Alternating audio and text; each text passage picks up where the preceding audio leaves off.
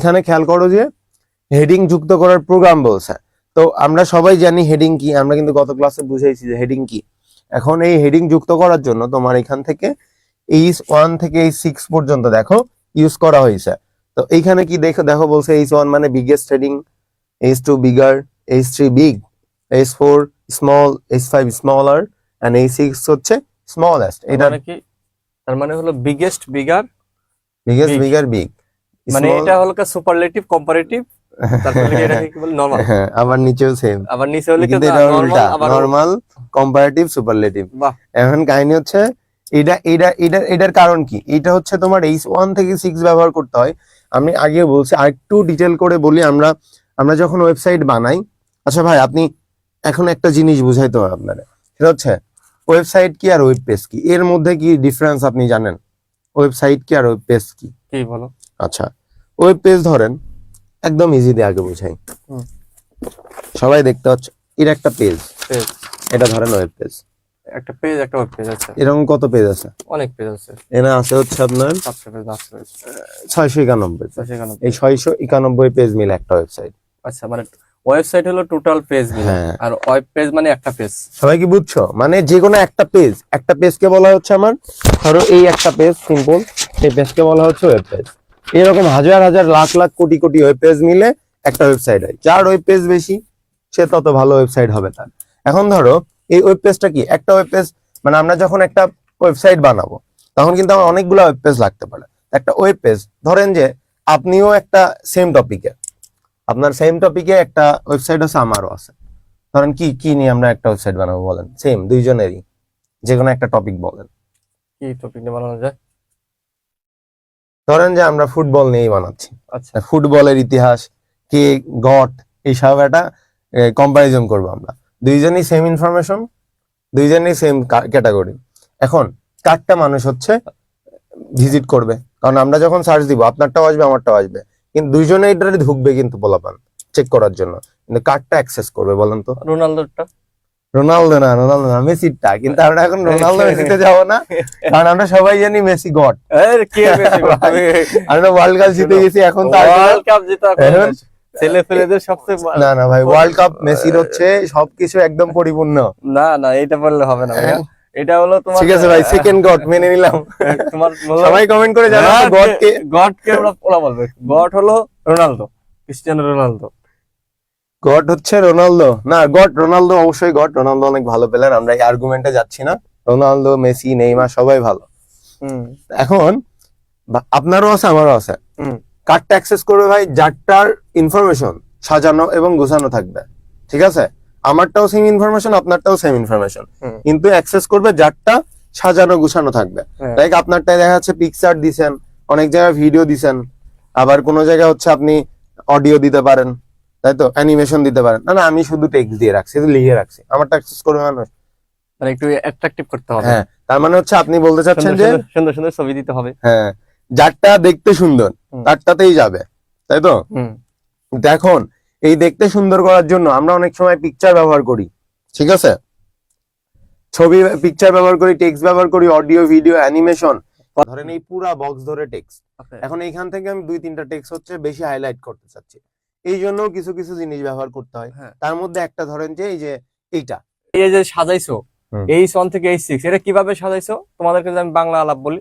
একদম এইরকম বড় থেকে শুরু করে ধরো এইরকম, তারপর এরকম, তারপর এরকম, এইরকম, এরকম, এরকম। তার মানে কি, একদম বড় হলো বিগেস্ট, তারপরে কি বিগার, তারপরে কি বিগ, তারপরে তার ছোট কি বলতো স্মল, তার ছোট কি স্মলার, তার ছোট কি স্মলেস্ট। আমার কথা কি বুঝতে পেরেছো?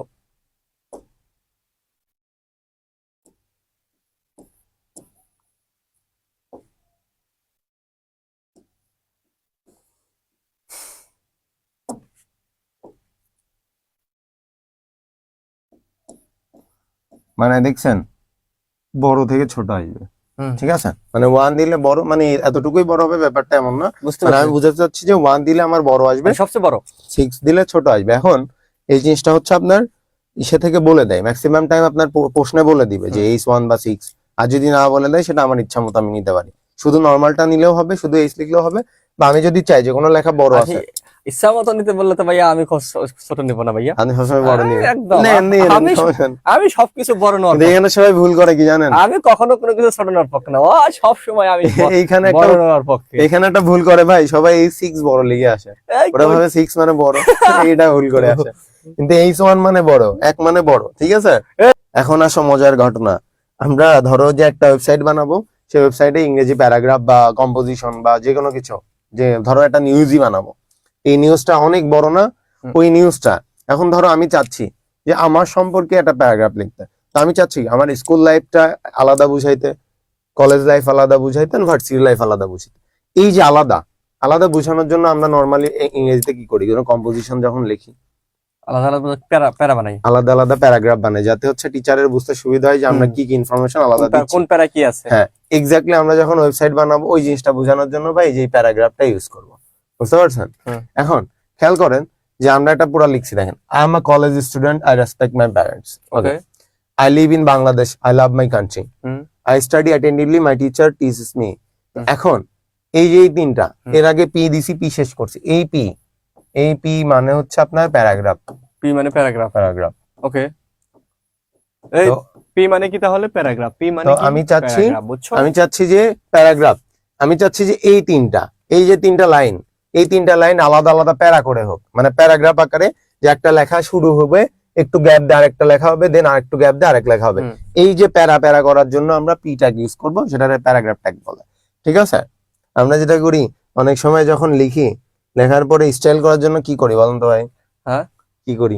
লেখার পরে স্টাইল করার জন্য কত একটু বাঁকা তারা করে, বাঁকা দ্বারা এরকম এই সব কাজে আমরা করবো। এখন যেটা করব, ধরেন যে আমি লাইন ব্রেক করার নাকি, হ্যাঁ, সুন্দর করে একটা লেখার পরে ধরেন যে কাউকে আপনি লাভ লেটার লিখছেন, লেখার পরে আপনি ভাবছেন যে পরের লাইনটা নিচে দিবেন, ঠিক আছে, বা আপনি নোট করতেছেন। লাভ লেটার লিখি না ভাইয়া, নোট তো করেন, নোট করি। এই নোট করার সময় ভাবতেছেন যে লেখা, যেমন এইটা দিছে দেখেন, পি ট্যাগ দিয়ে কেন শুরু করছে দেখেন ভাই, আমরা আগেই বলছি পি মানে হচ্ছে আপনার প্যারাগ্রাফ, তো এই পি এবং লাস্টে পি শেষ করছে, দ্যাট মিন্স ও বুঝাচ্ছে যে এইটা একটা আলাদা প্যারা হবে। এখন এই প্যারার মধ্যে কোন লাইনটা প্রথম লাইনে যাবে, দেখো এখানে দেখো স্টুডেন্টস, স্টুডেন্টস, আচ্ছা এটা আমরা হচ্ছে ইয়া করে দিই, যে পার্মানেন্ট করে দিই। তো এইটা কিভাবে আসবে দেখো, স্টুডেন্টস আর এরপর দেখেন বি আর দিছে, আচ্ছা এখানে কি করছে এটা, আচ্ছা ব্ল্যাক, এই সিম্বলটা হবে না, হ্যাঁ ওটা তো এখানে হবে না, হবেই না, আবার এক পি দিছে, ওটা থাক, ওটা লাগবে। তো দেখো স্টুডেন্টস আর এর পর বি আর ট্যাগ ইউজ করছে, তার মানে এইখান থেকে লাইন ব্রেক হয়ে যাবে, ওই ঘরে ওই লাইনে আর কিছু হবে না, দেন রেগুলার ইন ক্লাস। তো ও মানে বিষয়টা হলো যে আমরা কিছু কিছু সময় ধরো একটা পেজে আমাদের তো অনেক জায়গা থাকে, তাই না, একটা পেজে অনেক জায়গা থাকে, তো অনেক জায়গার মধ্যে আমরা অনেক সময় কি এই অল্প একটু ইউজ করি, আবার প্যারা দিয়ে নিচে আসি, অল্প একটু ইউজ করে নিচে আসি, তাই না। তো এই জিনিসটি হলো কি বলতো, এই যে মানে ব্রেক।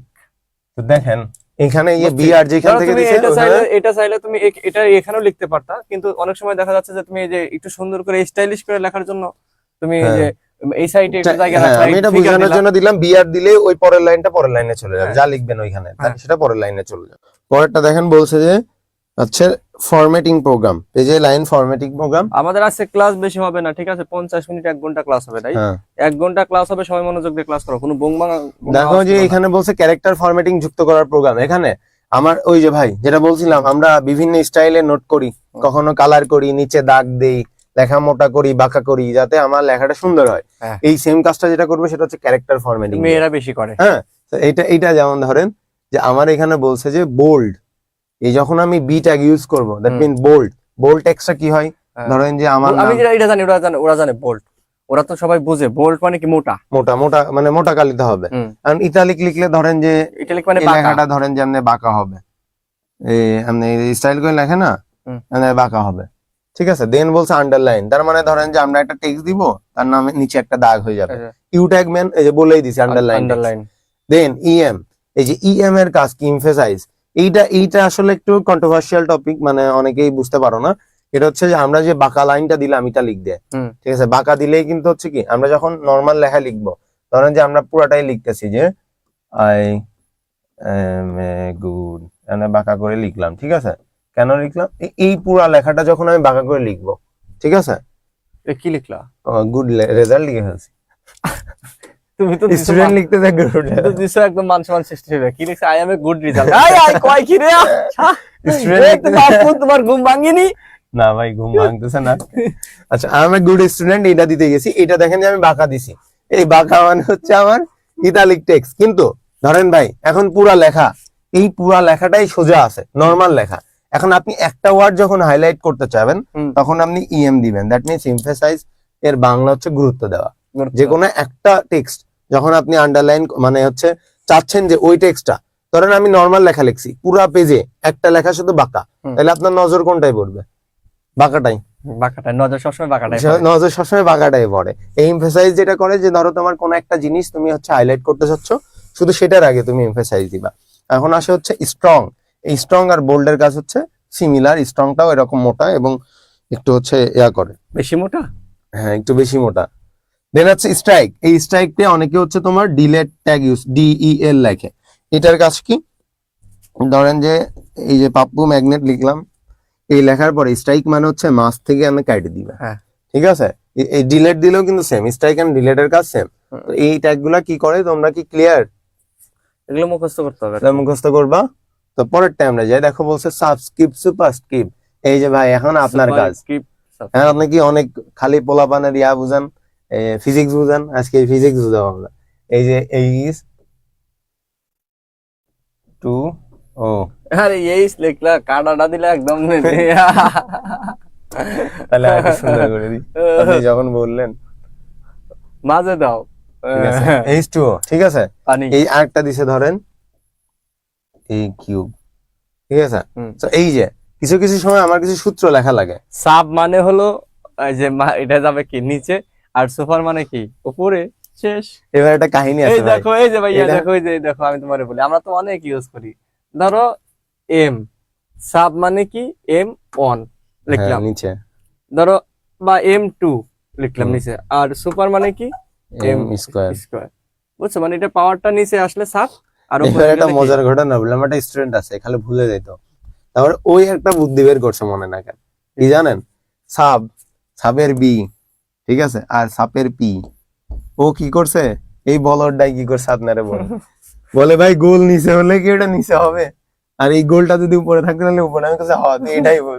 ও আচ্ছা, পি বলছে সাপ, ও ভাবছে গোলটা উপরে, তাইলে উপরে যাবে। আচ্ছা, এই যে সাবের বি, এই গোল নিচে, তার মানে কি এটা নিচে আসবে, আর সাপের পি, পি এর গোল উপরে, তার মানে উপরে যাবে। এটা অনেকেই ভুলে যাও, এটা বুঝবে না। এটা একটু দাও তো, এটা যা ওকে, কেমন সাথে তাইলা অ্যালাইনমেন্ট। ভাই খুবই ইম্পর্টেন্ট একটা জিনিস পাইছি, অ্যালাইনমেন্ট। এখন ধরেন এইটা আমার একটা বক্স, আমি একটা বক্স আগাই নিচ্ছি ভাই, এই বক্সে, ঠিক আছে? এই যে ধরেন যে আমার তোমার যে কোনো টেক্সটটা আমরা যখন একটা নোট করি, নোটটা স্টাইল করে লেখার জন্য অনেকেই দেখবা মাঝখান থেকে, প্রথম লাইনটা মাঝ দাগ থেকে দেয়, মাঝখান থেকে লেখা শুরু করো। কেউ আবার আছে দেখো একদম লাস্টে দুই ওয়ার্ড লিখে পরের লাইনটা শুরু কর। আমি যেমন বলতে চাচ্ছি যে ধরো কেউ শুরু করো এই যে মাঝ থেকে এরকম, তাই না? কেউ শুরু করো এইখান থেকে এরকম। আবার আমার মতো যারা হচ্ছে তোমার একদমই কাজ করো না, তারা প্রথম লাইন থেকে নর্মালি লেখা শুরু করে দাও, ঠিক আছে? তো এখন এই যে একটা বক্স আমি নিলাম, এই বক্সের এইখান থেকে কাজ শুরু হবে না মাঝ থেকে শুরু হবে না ডান থেকে কাজ শুরু করবা ডিজাইন করার জন্য, সেটার কাজ হচ্ছে তোমার অ্যালাইন। তো এখানে দেখো যে অ্যালাইন সমান সেন্টার দিছে, লেফট দিছে, রাইট দিছে। যখন আমার কোনো লেখা একটা বক্সের বাম থেকে শুরু হবে, তখন সেটার জন্য আমরা অ্যালাইন সমান লেফট দিব। আর যদি মাঝ থেকে শুরু হয়, অ্যালাইন সমান সেন্টার দিব। এন্ড যদি আমার ডান থেকে শুরু হয়, তাহলে অ্যালাইন সমান রাইট। এখানে আরেকটা অ্যালাইনের কাজ আমরা একটু লিখে দিই এখানে, ভি অ্যালাইন। বিপ্লব শেখ বলছে যে এটাকে মুখস্থ করতে হবে। হ্যাঁ ভাইয়া, এগুলো এটা রুলস, এটা মনে রাখতে হবে। আসলে কি তোমার এগুলো মুখস্থ না করলে যে কোনটা দ্বারা কি বোঝাচ্ছে তাহলে তো হবে না, তোমার এগুলো একটু কষ্ট করে মুখস্থ করতে হবে। এমসিকিউ তো লাগে। ভি অ্যালাইন আবার কি হয়, ধরো ভি অ্যালাইন হচ্ছে তোমার টপ হইতে পারে, মিডল হইতে পারে।